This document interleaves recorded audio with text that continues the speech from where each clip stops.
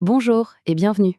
On s'est tous déjà fait surprendre par un téléphone qui termine nos phrases ou par un moteur de recherche qui devine notre question avant même qu'on ait fini de l'écrire.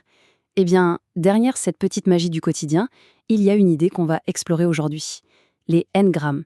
C'est un peu le secret qui permet aux machines de prédire le langage. Oui, la question se pose, n'est-ce pas? Comment est-ce que le clavier du smartphone, l'assistant vocal ou même le simple traitement de texte peut bien savoir ce qui va venir ensuite? On a vraiment l'impression que c'est de la magie parfois. Eh bien, en fait, non, ce n'est pas de la magie. Ça s'explique très bien. Derrière cette capacité de prédiction, il y a un concept mathématique. Un concept puissant, mais, vous allez voir, étonnamment simple. C'est la probabilité. En gros, la machine ne devine rien du tout. Elle calcule. Alors, pour comprendre comment ces calculs fonctionnent, il faut soulever le capot, en quelque sorte. On doit se demander comment est-ce qu'une machine voit le langage. Pour elle, tout commence par une étape cruciale. Décomposer les phrases en toutes petites briques. Des briques élémentaires. Et voilà, on y est. Le concept clé du jour, c'est le n-gramme. Alors, pas de panique avec le nom, ça a l'air compliqué, mais c'est tout bête. Un n-gramme, c'est juste une séquence de mots, c'est tout.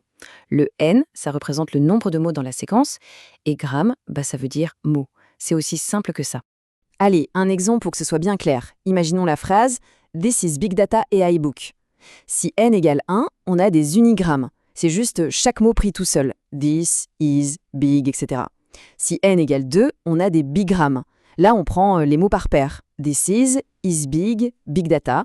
Et on l'a deviné, si n égale 3, on a des trigrammes, donc des groupes de 3 mots. This is big data, etc. Voilà, c'est ça un n-gramme. Ok, donc maintenant, on sait comment découper le langage en petits morceaux, en n-grammes. La question suivante, c'est comment la machine utilise ces briques pour prédire la suite.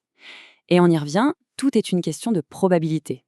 Bon, voilà la formule. Ça peut faire un peu peur, mais on va la décortiquer. P de B sachant A, ça se lit la probabilité de B sachant A.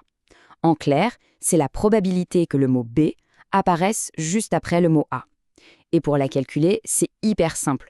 On compte le nombre de fois où on a vu la paire de mots AB et on divise ça par le nombre total de fois où on a vu le mot A tout seul. C'est tout. Et pour que ça devienne vraiment limpide, rien de tel qu'un exemple concret. Disons qu'on a une machine qui a lu des tonnes et des tonnes de textes. On veut savoir quelle est la probabilité que le mot brown apparaisse juste après le mot quick.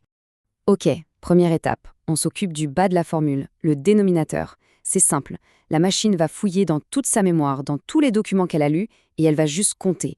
Combien de fois le mot quick est-il apparu ? Disons qu'après avoir tout analysé, la machine trouve le mot quick 6 fois. Parfait, on a notre dénominateur 6. On le met de côté. Deuxième étape, maintenant, le haut de la formule, le numérateur. Là, la recherche est un peu plus précise. On cherche plus juste quick, on cherche la séquence exacte, le bigramme, quick suivi immédiatement de brown. Et là, la machine nous dit que cette paire, quick brown, elle l'a trouvée 3 fois dans tous ses textes. Super, on a notre numérateur, 3. Et voilà, on a toutes les pièces du puzzle, il ne reste plus qu'à faire la division. 3 divisé par 6, ça fait 0,5, autrement dit 50%. C'est comme ça que la machine arrive à une conclusion chiffrée. Basée sur tout ce qu'elle a lu, il y a une chance sur 2 pour que le mot brown suive le mot quick. Et c'est exactement ce genre de petit calcul, fait des millions de fois par seconde, qui alimente les suggestions sur le clavier du téléphone. Mais attention, ce modèle, aussi simple et élégant qu'il paraisse, il a une faille critique même. C'est ce qu'on appelle le problème du zéro. Et ce problème, il peut absolument tout faire planter. Pour bien saisir ce problème, on va faire une petite expérience de pensée. Imaginons une machine qui n'a appris le langage qu'à partir d'une seule et unique phrase. Son cerveau ne contient que les mots de cette phrase. Son univers linguistique, il est minuscule. Maintenant, que se passe-t-il si on demande à ce modèle d'évaluer la probabilité d'une nouvelle phrase ? Une phrase comme « the lazy turtle ». C'est une phrase qui a parfaitement du sens en anglais. La réponse de la machine, 0. Une probabilité de 0. Nul. Et pourquoi ?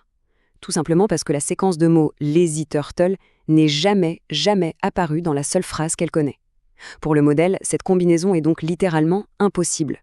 Ce qui est complètement absurde, bien sûr. C'est un problème énorme, parce que le langage, c'est justement plein de combinaisons nouvelles qu'on n'a jamais entendues avant.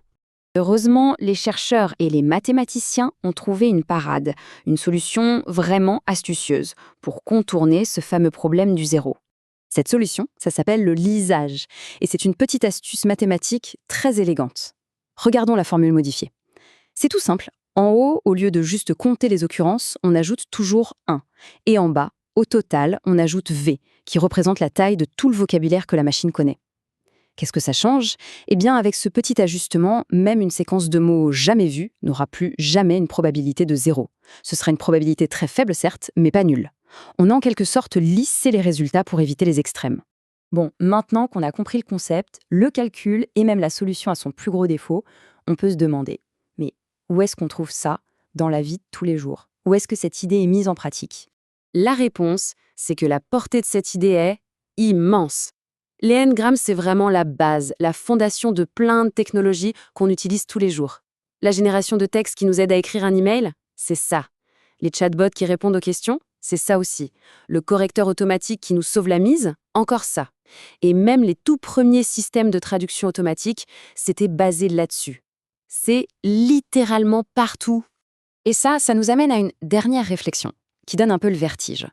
Si une technique aussi simple, au fond, c'est juste compter des mots, si cette technique peut faire tout ça, alors, un instant, imaginons ce que les modèles de langage modernes, qui sont des milliards de fois plus complexes, sont capables de faire. C'est une pensée qui ouvre des perspectives assez incroyables sur l'avenir de l'intelligence artificielle et sur notre propre relation avec le langage.